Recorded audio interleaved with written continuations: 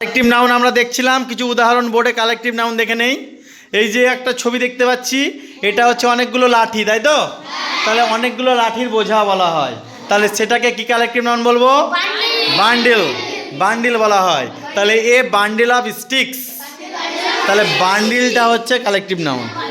আচ্ছা, তারপরে আমরা দেখে নেই ছবিতে কি আছে। নেক্সট কালেকটিভ নাউন দেখি আমরা কি দিচ্ছে। আচ্ছা, এখানেও মৌমাছি দেওয়া আছে, তাই তো? তাহলে মৌমাছি অনেকগুলো দেখতে পাচ্ছি এখানে, তাহলে এটাকে বলা হয় হাইভ।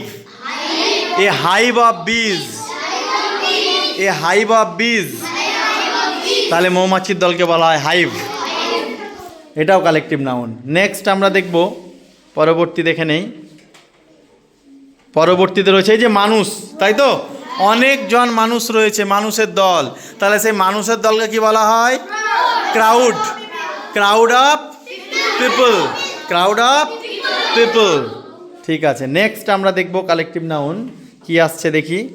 পরবর্তী কালেকটিভ নাউন, এই যে সিঙ্গার, এরা গান করছে, অনেকজন মিলে একটা দল, গানের দল, সেটাকে বলা হয় চোয়ার। এ চোয়ার অফ সিঙ্গার, চোয়ার অফ সিঙ্গার। ঠিক আছে, এটাও তাহলে একটা collective noun. Next collective noun আমরা দেখব এবার। পরবর্তী কালেকটিভ নাউন কি আসছে, এই যে ডাকাইটস, এগুলো ডাকাতেরা, সব মুখে মাস্ক লাগানো আছে, এরা চুরি করেছে, ডাকাতি করেছে, তাহলে ডাকাতের দলকে আমরা কি বলবো? গ্যাং। গ্যাং, তাহলে ডাকাতের দলকে কি বলা হয়? গ্যাং। এটাও কিন্তু কালেকটিভ নাউন। আচ্ছা, নেক্সট আমরা দেখে নেই আর একটা। পরবর্তী দেখি কি আসছে। নেক্সট কালেকটিভ নাউন, এই যে একটা পাহাড় দেখতে পাচ্ছি অনেকগুলো, তাই তো?